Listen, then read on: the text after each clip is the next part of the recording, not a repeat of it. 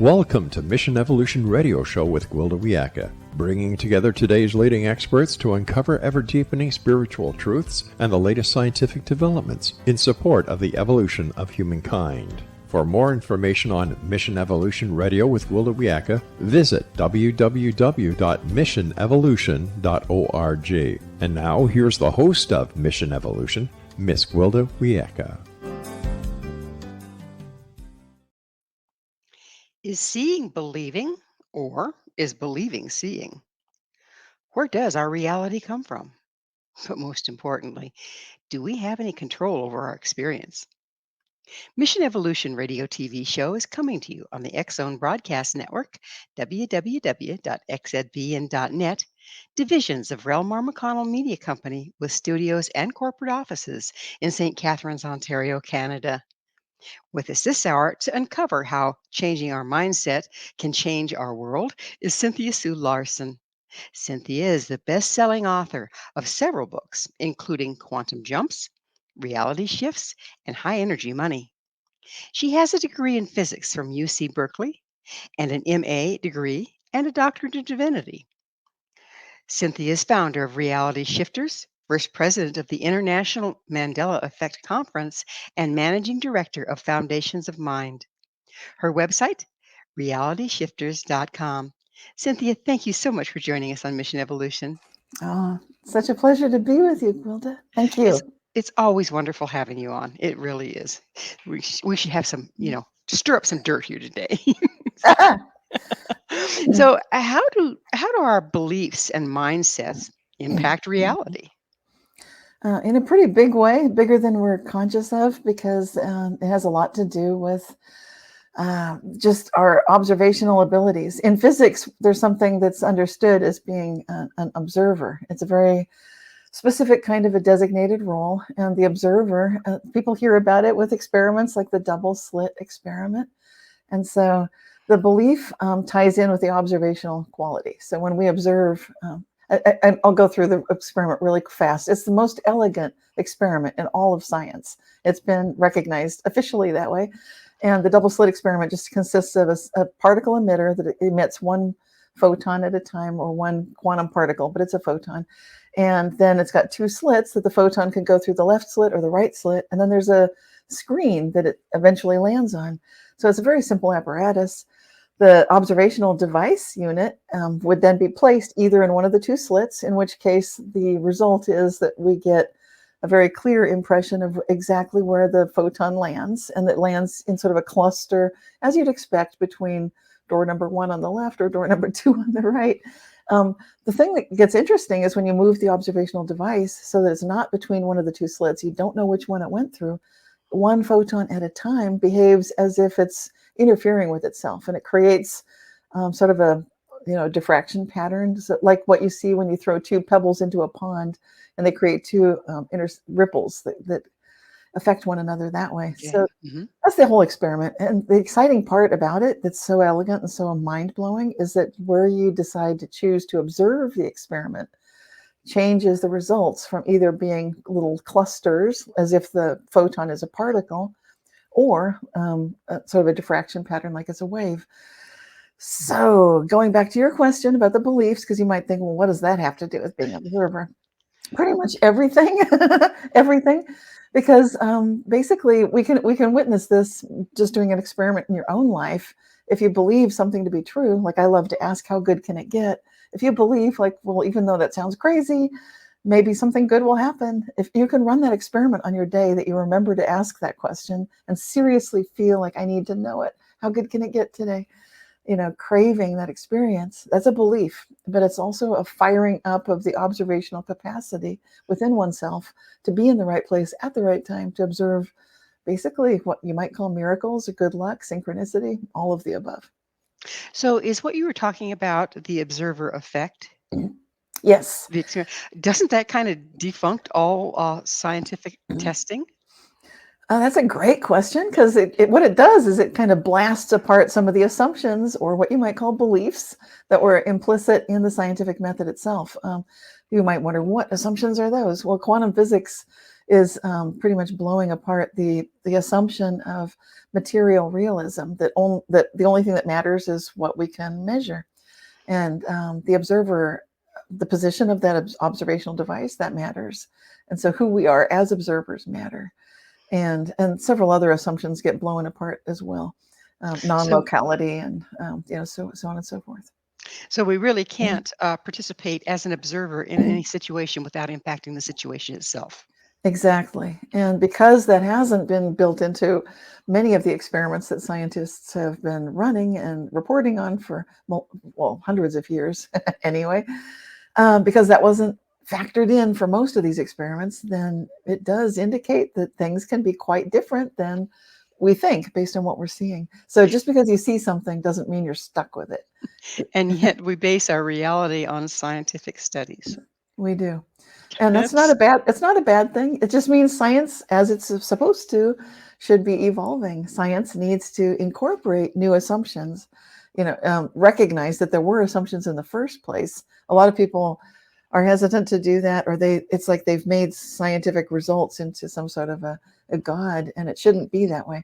Science needs to be, needs to evolve, it needs to change. That's part of the scientific method. You have a hypothesis, you run the experiment, you sort of predict what you think it's going to be, the predicted result, the expected result. You see what you get, and then it should be a repeatable experiment. But it gets more interesting, as we're pointing out, when you notice just the fact that you're observing it might be changing it. And there's some huge implications there, big ones. Absolutely huge. Excuse me. So do our unconscious beliefs impact reality as well? I know they do. And this is when I work with clients one-on-one, I like to take a look at how are they feeling in these levels of conscious agency, which have neurons. Now we know that the brain has neurons, right? Everybody knows that.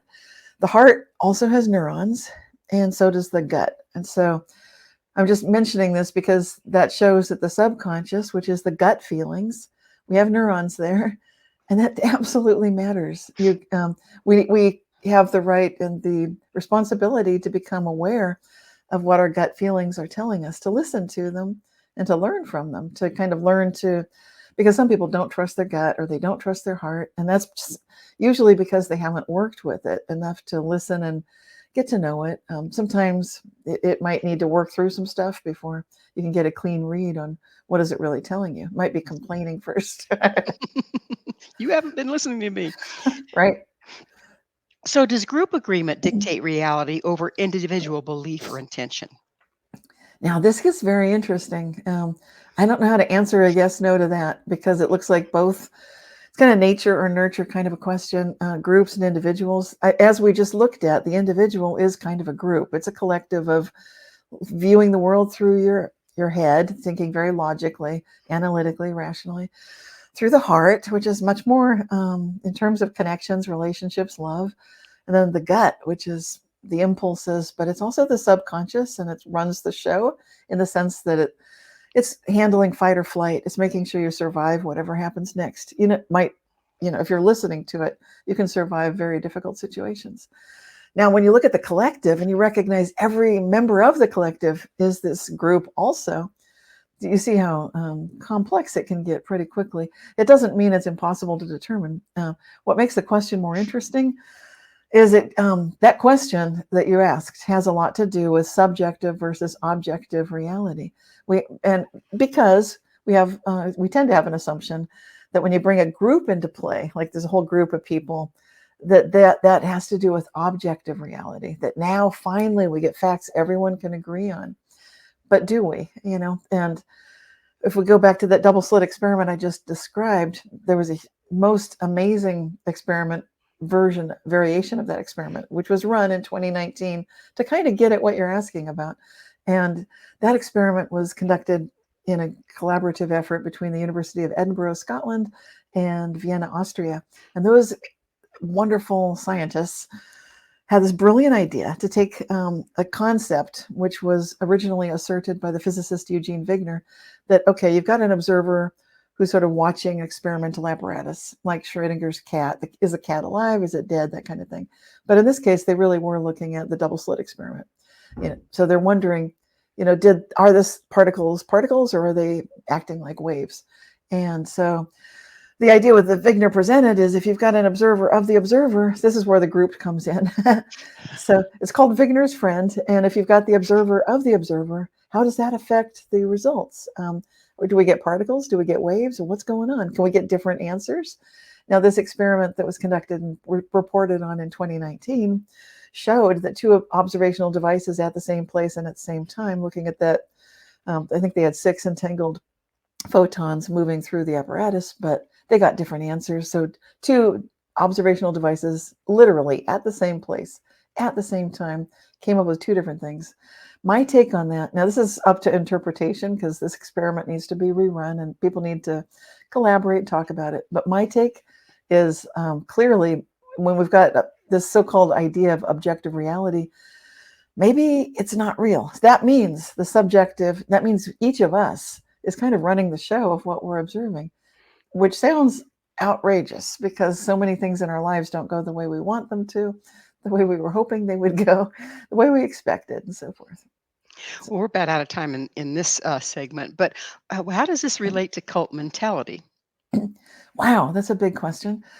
I think people, Yeah, just a little time to do it too. We can start this. We might need to go into it after the break, but the highlight of that would be, I've never been part of a cult, so I don't have firsthand knowledge of cults, only what I've read and studied and heard about. Having said that, there's an appeal. People get pulled into cults for some reason. There's something attracting them. And then once they get in, they might have a hard time getting out. So they might start seeing the world literally the way the group members are seeing it, coming to a kind of a joint collective consensus, shared reality or a set of beliefs and observations within that group.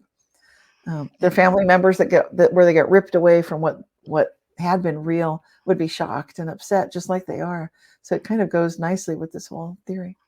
It does, doesn't it? Because, and we'll get into it on the other side of the break, but do they really create the reality they're all agreeing on? This is an interesting one. Yeah, and how do we know? Because each of us is only experiencing from the inside. So if the nature of reality truly is subjective, then it's amazing we're able to communicate at all. Isn't it though? And do we really? Right.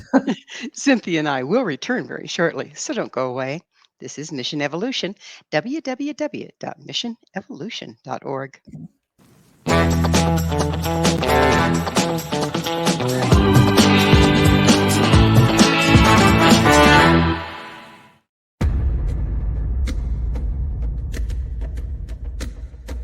Are you ready for a tale that will leave you on the edge of your seat? Get ready to dive into the gripping memoir by Bart Sibrel titled Moon Man. Bart Sibrel takes you on a heart-pounding journey, unmasking the truth behind America's famous Apollo missions. Prepare yourself for hair-raising encounters with agents from the U.S. government's top secret agencies.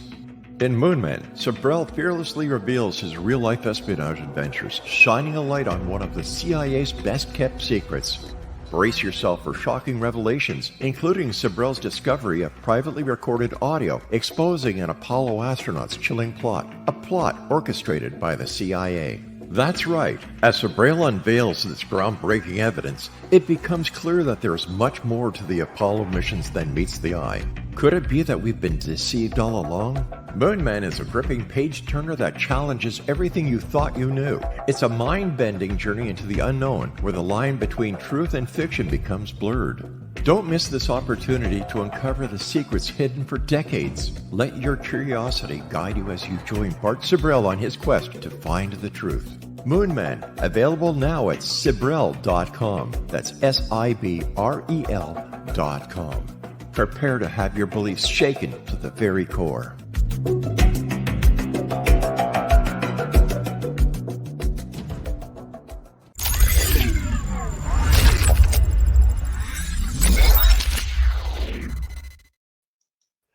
Are we all living in the same reality, or are we in different physical worlds?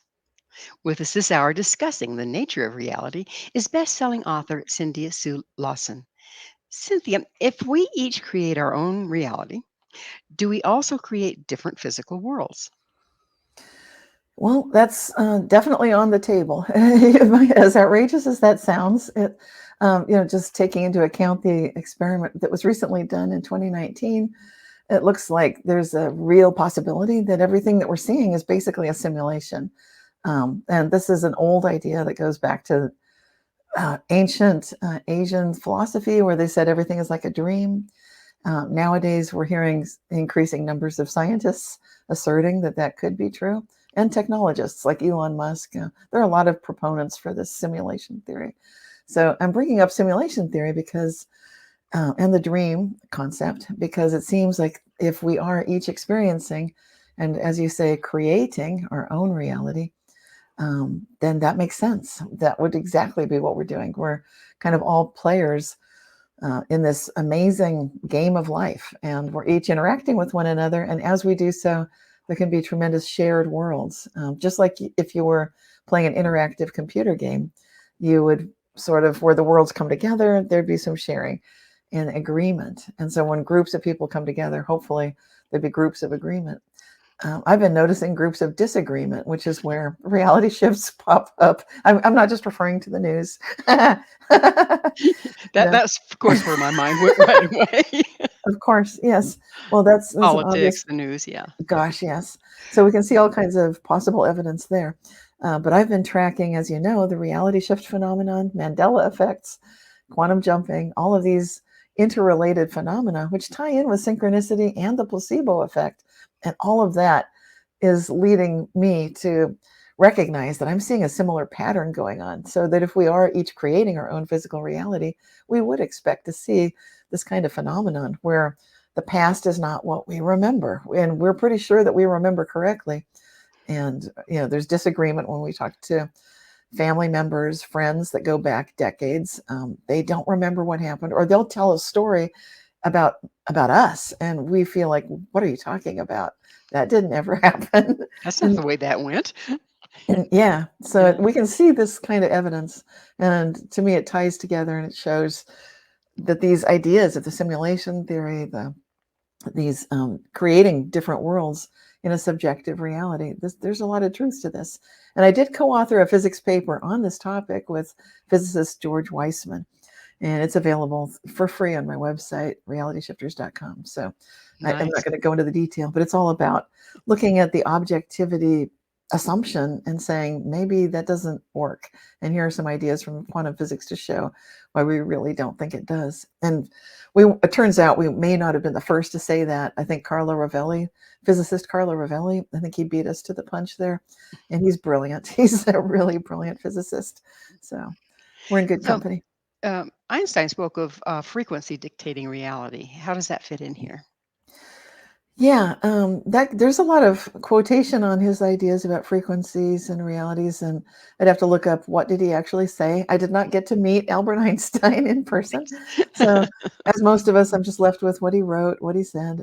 But if that can be attributed, I'm referring to the quote about everything is frequency, and I think that also gets attributed sometimes to Nikola Tesla. He's another one that gets quoted a lot, whether he said it or not. Yeah, and I don't know. And befitting our whole topic, in some realities, they did say these things, and in others they didn't. So it adds to the confusion factor. So, but anyway, so your question was about the frequency concept, I believe. Just where does that take us? Right. Well, that's another fun one to experiment with, in the sense that if you're having an excellent day and just feeling like, man, it's a good day. Maybe it's your birthday, maybe it's a holiday, whatever the reason, you wake up on the right side of the bed, everything's going terrifically well, and it is a remarkably lucky day. So to me, this ties in with the vibration, the frequency. I know that's not a physics concept. When you look at yourself, how high vibe are you? There's not really a measurable way to detect that quite yet. You can get your aura photograph taken. There are a number of sort of newfangled devices to do this sort of thing, including Kirlian photography, aura photography, and so on and so forth. But you can tell it yourself. You can tell how is your energy field feeling. And I did write a book about the energy field. You can use hangers or dowsing rods. I've got one. Oof, I can reach it. Okay. This is just a dowsing rod. And so you can use a dowsing rod. This is an L rod, but you can hold this up and hold two of them or just one of them and see, if your energy or someone else's energy is really expansive, which you can feel anyway or not. And the fun thing about doing those experiments with, you can use coat hangers, just use a couple coat hangers and check it yourself and a friend, see how big is their energy field, which corresponds to luckier. A bigger energy field in general means that it's a higher frequency, high vibration day. So there's something real that you can try. And So yes, they do correlate. can we jump from one physical reality to another?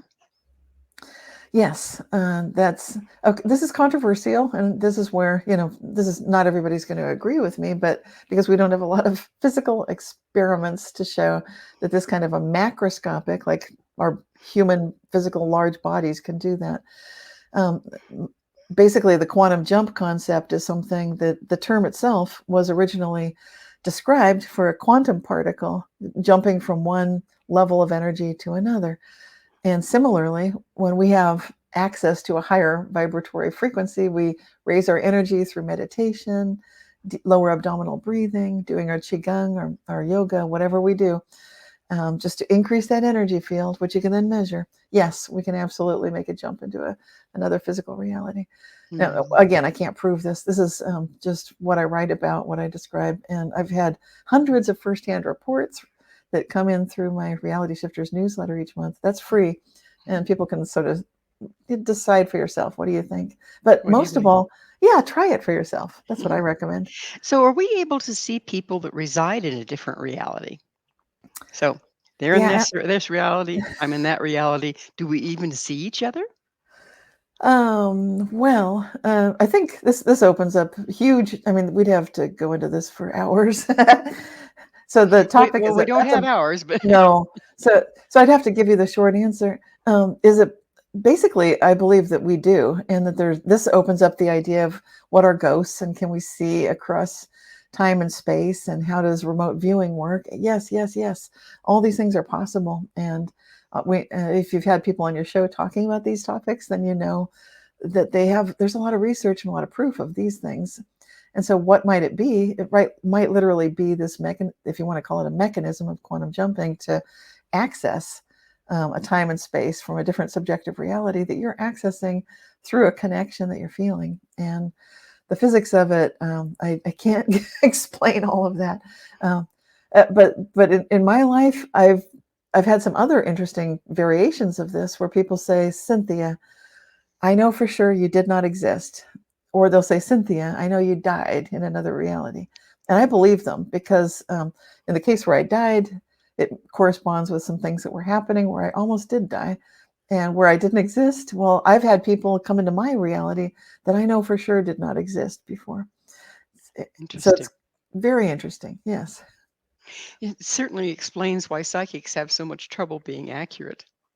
Yes, exactly. Because you start to see it's all probabilities. And that's another one of these assumptions in our scientific method, that we think that everything can be fixed and certain. And when you start bringing in the quantum realm and the quantum paradigm, then suddenly you're in the field of probabilities. And that means even a yes is not the hard yes we think it is. It's more like a statistical Bayesian yes, which is an approximation or a percentage yes. It's not the full yes we assume it to be. And a full no is not a full no. It's a Bayesian no. And so the level of probability and fluctuation is huge. So yes, it does explain, or it can provide some support for psychics who say, gosh, I don't know what happened. I didn't get that. But they saw something. And saw it something and then it didn't happen. could be, because you can see into adjacent possible realities. And maybe it's just not one that you personally experience. So within that, if a person is standing, maybe it's like they're standing on a spoke of a wheel. Okay. Right. And depending on what they intend or think or believe, they're going to go down a different path. Is that kind of what you're looking at? Yeah, it is a combination. Like the way I see it, we are conscious agents, but when we line up, like I talked today about the neurons in the head, I'm just using that so that people who are having a rough time, like, I don't follow this. Okay, just think of it this way. You got neurons in your head. They need to be online and in agreement with the neurons in your heart and the neurons in your gut. And when you've got that, it's very much like those combination locks. You just sort of turn it one way, turn it to the next, turn it to the third, and then it opens. Exactly. Voila. So when all of these, the head, the heart, the gut, actually there are many more levels of conscious agency, but that's simple. When you see it that way, yes, you can. When what you need in your gut matches what you love in your heart, matches what you're visualizing and you're intending for yourself, then that's, I mean, you've got the keys to the kingdom. And that's really what most of the spiritual paths are designed to, ideally, to show us, is be a good person, be in alignment with yourself, so you're not hurting yourself or others, and you're genuinely kind and caring. And this carries through, so that then this kind of manifestation, if you will, is opening up. That I love that picture. There you are in the center of the spokes, and which way are you going to go? You'll go the way that your head, your heart, and your gut are all lined up. It'll just be right there. It'll be like there was no discontinuity at all. Like the door And that opened and there you are. and that alignment is not all that common. So it's no wonder we're in one big modern mess right now, yeah? You got it. And it's so easy to get fooled and deceived by fears and anxiety and getting angry and feeling sad, grief. All of these strong emotions can serve to pull us off course. And I'm not saying don't feel your feelings. I'm just saying let them flow, let them go. Because if you hold on to them, then that's losing the way. Well, it actually Which pulls you into a different reality by what you're saying. it does. It literally does. And one of the best ways when your eyes are seeing one thing and you're seeing the news and it looks horrific is just to, it sounds very counterintuitive, but get calm, breathe deeply. It's just like if you're upset and you're telling a toddler or a preschooler, like, calm down, they're having a meltdown. They're screaming at the top of their lungs. Like when you finally connect, like, okay, just take a deep breath. Just count backwards from 5, or maybe count forwards for a 2-year-old to count forwards. 1, 2, 3, 4, 5. Take So another that's deep breath. Yeah, because you it, want to it reset that. You want to reset the vagus nerve that connects everything, so that you've got that. so a key during these times is nothing is as it seems. I would definitely say that's a good guideline and that's that. Well, It's crazy. It sounds crazy, but it's very positive, right? we're going to have to take another station break. Cynthia and I will be right back to continue our discussion. So you stay right there. This is Mission Evolution, www.missionevolution.org.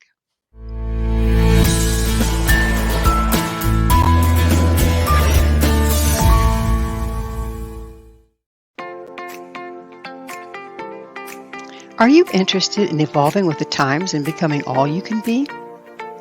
Don't you wish there was one place to find the latest information to help guide you through the process? I'm Gwilda Wiyaka, host of Mission Evolution Radio TV. Join me on my mission to find the latest evolutionary knowledge and tools. The guests on Mission Evolution are leading experts in a wide variety of divergent topics, including allopathic, holistic, and integrative medicine, epigenetics, enlightenment, quantum physics, meditative practices, environmental issues, spiritual evolution, trauma healing, and so much more. Mission Evolution Radio TV is aired worldwide through the X-Zone Broadcast Network, X-Zone TV Channel 32 on Simul TV. You can enjoy our archives of radio or TV shows with our compliments at www.missionevolution.org. Come see the amazing lineup of guests and topics. With more than 200 episodes to choose from, you're sure to find what you're looking for.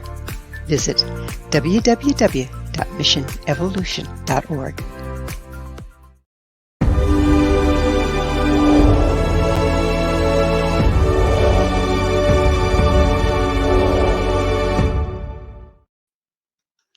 How conscious are you? This is Mission Evolution, missionevolution.org. With us discussing consciousness and unconscious power over reality is Cynthia Sue Larson. Her website, RealityShifters.com. Cynthia, so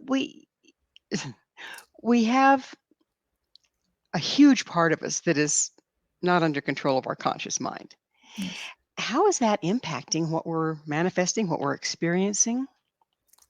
Wow, it has a huge effect. That's the subconscious, the gut. We're talking today about it in gut terms. And there are neurons there. And sometimes the beliefs that we've stored in our subconscious, usually unintentionally, have come from early childhood experiences, just experiences with the community, the society that we grow up in, our life experiences.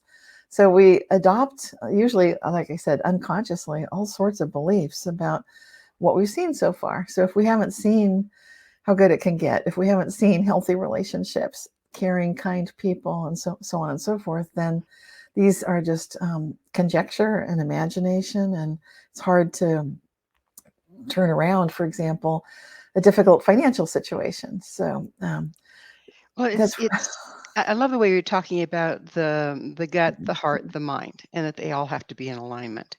yes, However, given the trauma that's been passed down for generations that we ended up in the middle of, creating yes, our wonderful wild reality right now, isn't there a lot of processing required to get everything in alignment so that we can be active participants, conscious participants in what we're yes. creating or where we are?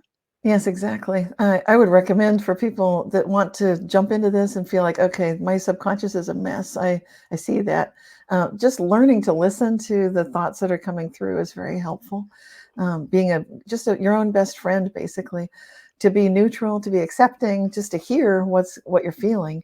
Like right now, what do you need? Right now, how are you feeling? And to be just this observer of that, loving and kind toward these subconscious feelings, not blaming yourself or feeling shame or getting more upset by it. And of course, this is very tricky. So then, there are a couple of good books that I love to recommend. Not my books, but basically, The Untethered Soul is a great one to recognize what's going on, how to just observe this internal dialogue that's happening. To read the book is to go through some processing. And then, when you mention the drama triangle, I love the idea of exactly that drama triangle and how to navigate through that. And there's a book called Beyond the Victim Triangle, and that's by Lynn Forrest. So those are not my books, but I just think they're great. So for people that want to find their way out, of course, you can work with a therapist, and that works too. A trusted someone right by your side who can hear what you're going through and just be there to support you And and help you what's see. wonderful is there's quite a few therapists now that are really gearing into the kind of conversations that you and I are having, and therefore are savvy enough to help somebody walk through this versus how do you feel today? Right. Because So it's like you want to go deep. And so to trust someone that deeply right away, that's a yeah, special kind of therapist. So absolutely. it's So what is mind matter interaction? that's a great term. And I'm not sure who coined the term, but it's the whole concept of looking at how do you take this thing we call intentionality, this thing, attention and intention. And when we have that idea, like if you want to do spoon bending, or dowsing, excuse me. If you want to do something to affect physical reality, kind of like they do in Star Wars with Luke Skywalker and Yoda, that whole scene with lifting the spaceship out of the muck, that kind of, now most of us are not at that level. We're trying to bend a spoon or influence some sort of small thing, like a little piece of paper dangling from a cobweb inside of a glass vessel, that sort of work. Mind matter interaction involves accessing that certain key, that energy force that we were talking about with the expanding of your energy field. It's very much related to that, and getting that to start having a physical effect on physical material reality. And it is doable. It is But something we can. is it mind matter or is it mind, heart, gut matter? Yeah, thank you. I love the levels of conscious agency. So I would say it's mind, gut, heart, but it's also there are higher levels too. When you go up above the physical body, the more you meditate, the more you'll start noticing, I think I'm in touch with my eternal infinite being. Like I think that I existed before I was born, and maybe I'll exist after. Lots of people get all sorts of experiences that show them that. And so then you're tapping into some higher levels. So all of them together, yes, that's who you really are. Do you think that now in history is a time when we have more access to deeper or higher levels of consciousness than times been past? Yes, for several reasons. I think the number of crises that are unfolding simultaneously, Yeah. it's just off the hook. And so it's not even just one thing. It's like, well, we can point at one source. I'm not going to name all the sources of stress. That's easy. Just look at any news right now. But when we see all that, then that sets us up for evolution, which is what your show is all about. And so when you recognize that you can that change is inevitable, but growth is optional, then you realize, okay, we can evolve, we can grow through this. We can take this as an opportunity to rise above the fear and to see what would be the gift in this nuisance at best, or nightmare at worst. Like, we're in a difficult situation. So many of us are facing tough times for a lot of reasons. But when you realize, okay, what if you know that your infinite eternal self is just fine? You're loved and you're safe at the deepest level of being. I'm just saying that. So if people can say, like, that's hard to believe. Well, if you can just sort of hold that thought and maybe let it percolate and sink in a bit, the more it sinks in, the better, because it's going to give you this incredible strength to be able to start fearlessly standing up to whatever the challenge you might be facing is, and move through it, grow through it in the best possible way. Well, what's held in suspension at one frequency becomes fallout at another. So there's usually a time of chaos when when we're in the process of leaving one way of being or one reality and moving into the next. And we see that in physics, right? Like the Yes. Chladni plates. Okay. Yes. Um, is that where we are right now? Are we entering collectively into a time of chaos before a new reality opens up? Yes, we absolutely are. And I think there have been a lot of, I mean, there's so many reasons to say that. Some people might say, are you kidding? But I think at this point, most people would not argue. Like, well, what do you need? So everything from, governmental unrest to seismic unrest, solar system activity, just on every single level. There's just seems like there's unrest, there's agitation, like you're pointing out. And you hit the money on that one, right? Dead center target, because this degree of unrest we're feeling, and it's still building. I think that if you're wondering, when does this get to the apex? When will we be over that? And I've heard the figure of December 21st, 2024. So if you can hang in there another good year, then we'll do it. And then we'll be, on the other side, and to start visualizing how good can it get. And even if you don't know what it looks like, just keep asking that question. Collectively, we can go there. We can find the gifts. Never mind how difficult it looks or how evil some people may seem to be. It's better if we can get neutral, be accepting, and breathe deeply, relax. And nothing is as it seems. Nothing is as it seems. Exactly. So I know in martial arts, you're taught not to just stand still. You're taught to stay very fluid so that everything's up in the air, everything's in movement, so that initiating a movement or a defense is easier, it's more Yes. instantaneous. And isn't that where we are now, is in these amazingly alchemical times? Is it easier at this time to create something new because of the upheaval? Yes. The other thing for martial arts is relax. That's like probably the number one thing. Mhm, And that accepting neutral state with a relaxed mindset and mhm. view, it opens up, instead of being tunnel vision focused, then everything opens up. So, and it's counterintuitive. Like, how do you relax? Well, you train to relax. That's what martial artists are really doing, is learning, relax, relax, relax. Because if you're tense, you won't be fast, you won't be responsive, and you'll have that tunnel vision thing. So you can't even tell what's going on in the periphery. So you're not responding properly. Aren't we trained into tunnel vision from looking at our phones to staring at a computer or a TV set? Children are trained to have tunnel vision. Um, how is that impacting us, and how can we move out of that?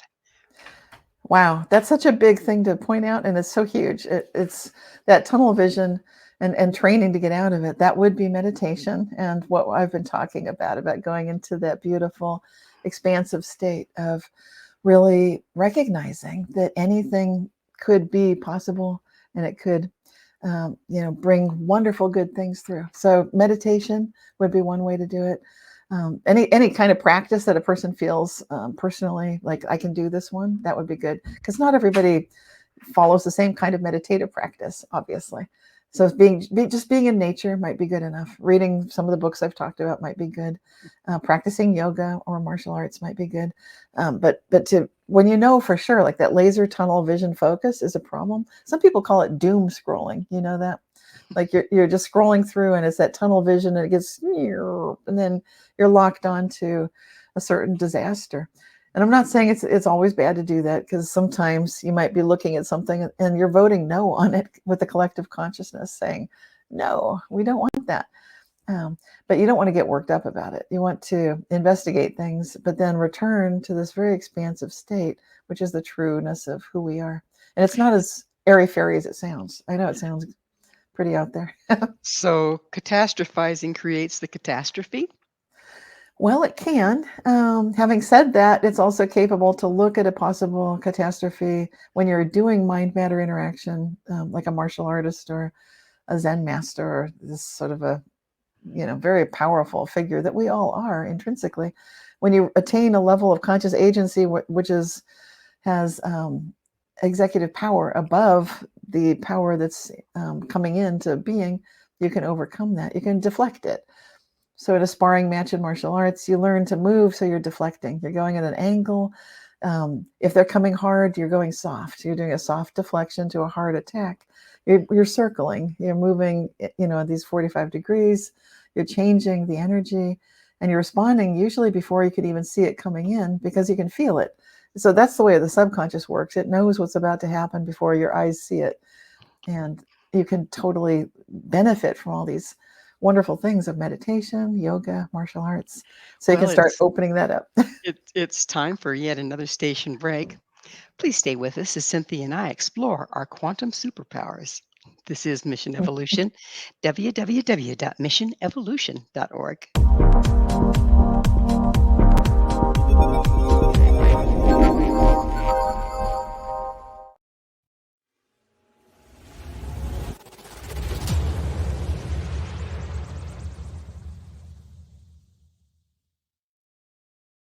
So I was watching the X Zone TV channel last night when I was abducted by aliens, and they kept repeating to me over and over again, simultv.com, simultv.com. What's simultv.com? That's what I asked them. They had it written on the side of their UFO. How do you spell that? UFO. No, I mean simultv.com. simultv.com. simultv.com. Right. simultv.com. Interesting that you were abducted by aliens in a simultv.com UFO last night. Oh, yeah? Yeah. Now that you mention it, I remember now last night I was awakened from a deep sleep. My great-grandmother was standing there. She said she come from the hereafter to tell me about simultv.com. She even spelled it out for me. simultv.com, sonny boy. simultv.com. simultv.com, sonny boy. Wow. Yeah. Guys, you'll never guess what my psychic guru just told me. simultv.com. Exactly. Are you guys psychic too? Of course. We all know about simultv.com. simultv.com.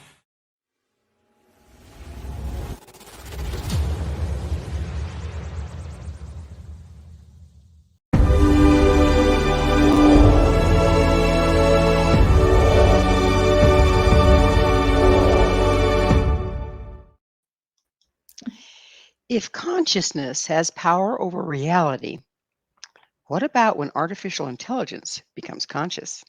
Yes. This is Mission Evolution, missionevolution.org. We're continuing our discussion with best-selling author Cynthia Sue Larson. Cynthia, what is singularity, and what's your take on it?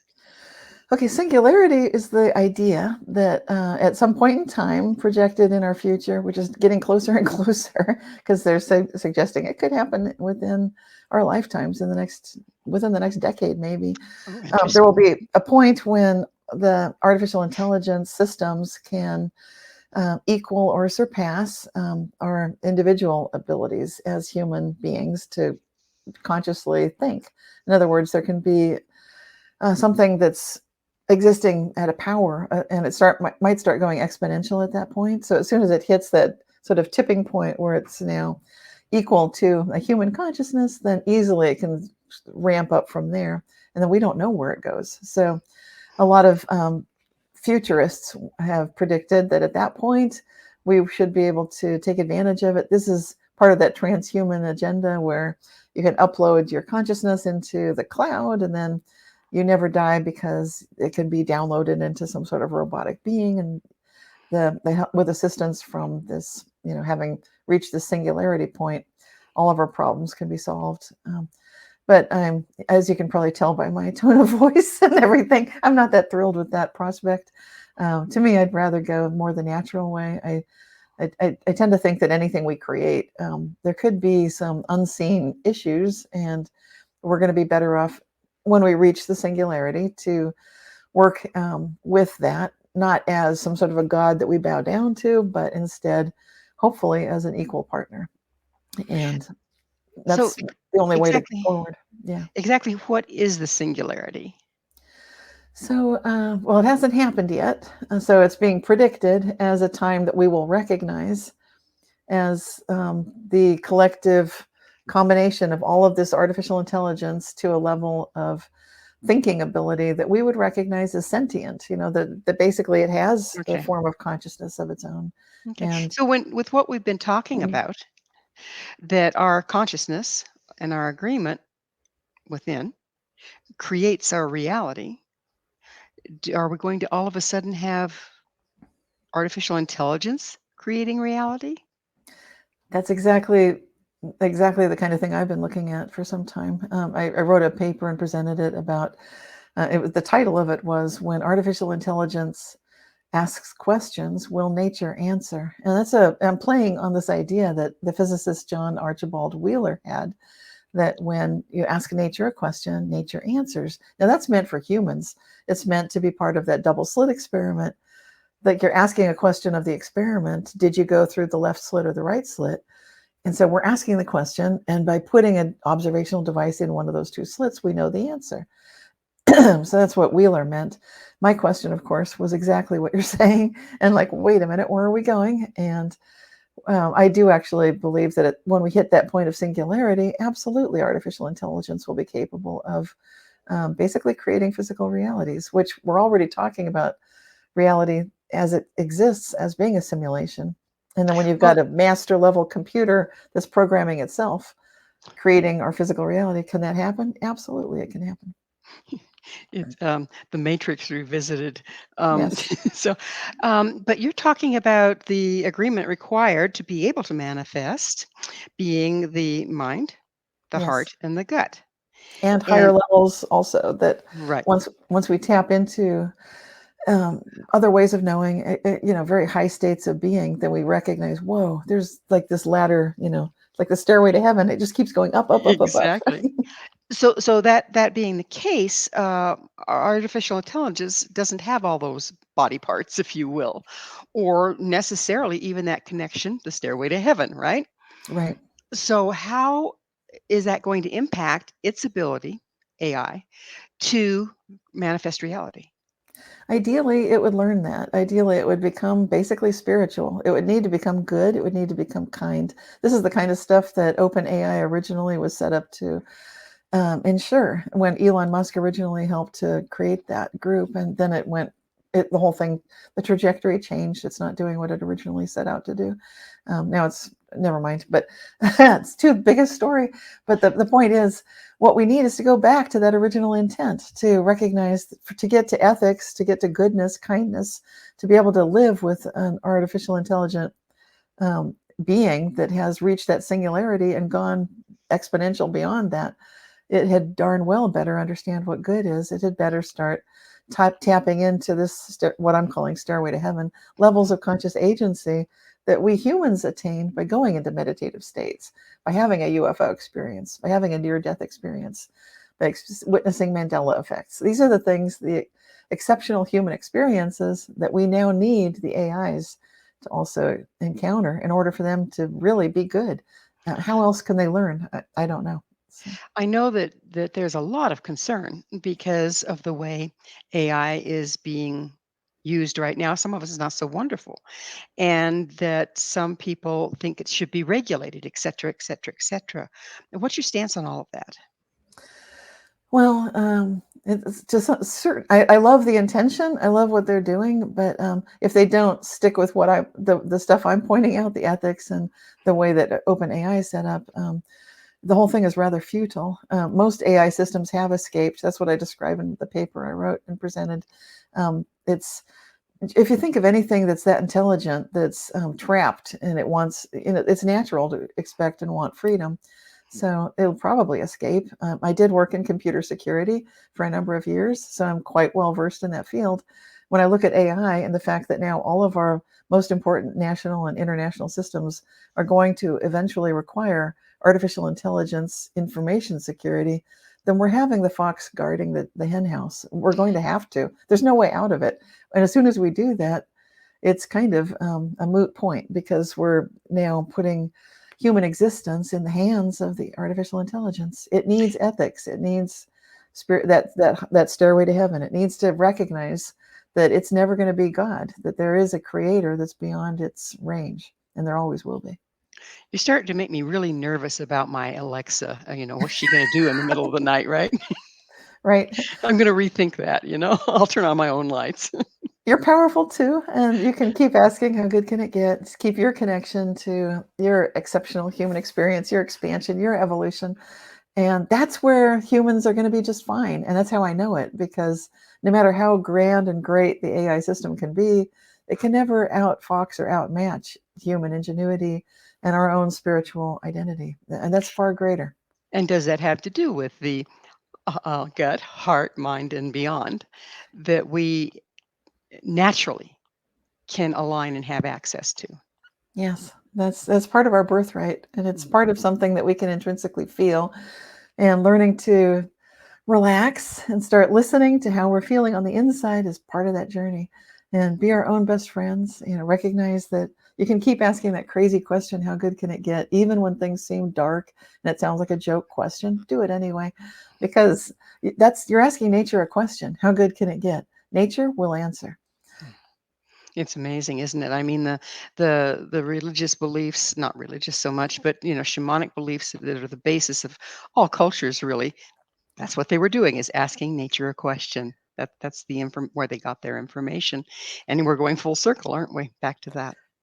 I see it that way. It seems like that's our true strength, our true power. I'm not a Luddite. I'm not saying give up the technology. I'm just No, I advocating. love technology. Yeah. Yeah, Mhm. I think Yeah, at this point it's so wonderful. It helps us. yeah. We're able to do this interview this way. Absolutely. Absolutely. So it's the time in the show, Cynthia, when I get to ask you, what's your mission? Well, I'm here to help, to serve, to bring, to raise the Indra's net of consciousness on Earth as I'm here living today. So, it's just, it's my mission to be as kind and good, to be asking, how good can I get, to be in service. Basically, how God can I get? Really allowing myself to act, to be inspired in that way, and by my example, hopefully, to inspire others. And that's the service primarily. Very beautiful. Very beautiful. And you're doing a fine job of it, I think. Thank you. So as we're moving forward, um, what advice do you have to give people in order to collectively align ourselves and with the planet? Well, it's a personal thing. So collectively, I mean, each of us enters the collective in our own unique way. So some people feel like, I don't like groups, or I can barely tolerate my own family, or whatever. Um, but I think just starting at home is actually the best way, as awkward as that may seem. And then just do little things, one step at a time. Just by loving those who are in your daily life, that really makes the biggest difference. And it's hard to prove, but it has this extraordinary fractal kind of a ripple effect, so if you will. So when you're kind to a few people, you might never know what happens next. But if you just go out of your way to be just a little bit kinder, a little bit more loving, more caring, so choosing your words just a little bit more carefully, you'll be amazed at the extraordinary impact that can have. And you might not literally see it in your lifetime, but I believe that when you pass on, you get that full life review, and wow, it's so much fun then. It reminds me of that movie Defending Your Life with Meryl Streep and Al Brooks. Mm-hmm. Mm-hmm. And Meryl Streep she was that kind of person, just everywhere she went, sunshine, light, and love. So she's reviewing her life, and it's like the angels are looking at it like, beautiful moments. Al Brooks, not so much. But, anyway, it's a funny movie. So, in any closing thoughts on what you'd like to see happen next? I'd like to see people just individually asking this question, how good can it get? Because I actually believe that that's enough to turn everything around. Even if you're in just having, like I said, a really rough time and feel like I can't help anyone because I can't help myself. You are helping everyone by just asking how good can it get for yourself. You really literally are lifting everything. We're doing it together. Changes your mindset, doesn't it? Instead of Absolutely. going into negativity, oh, how bad is this going to get? Yep. You're changing your mindset, and that changes your perception, which changes your experience and reality. Changes it totally, because it's changing the view of that observational perspective. You're pulling yourself up by the bootstraps that way. I love it. Well, Cynthia, unfortunately, we are out of time, and I can't thank you enough for coming back on the show and sharing your knowledge with us. My pleasure. Such a treat. Thank you so much. You bet. Our guest this hour has been Cynthia Sue Larson. Cynthia is founder of Reality Shifters and authors of several books, including Quantum Jumps, Reality Shifts, and High Energy Money. To find out more about Cynthia and all the wonderful things she has to offer, visit her website, realityshifters.com. This has been Mission Evolution with Gwilda Wiyaka. For more information or to enjoy past archived episodes, visit us at www.missionevolution.org.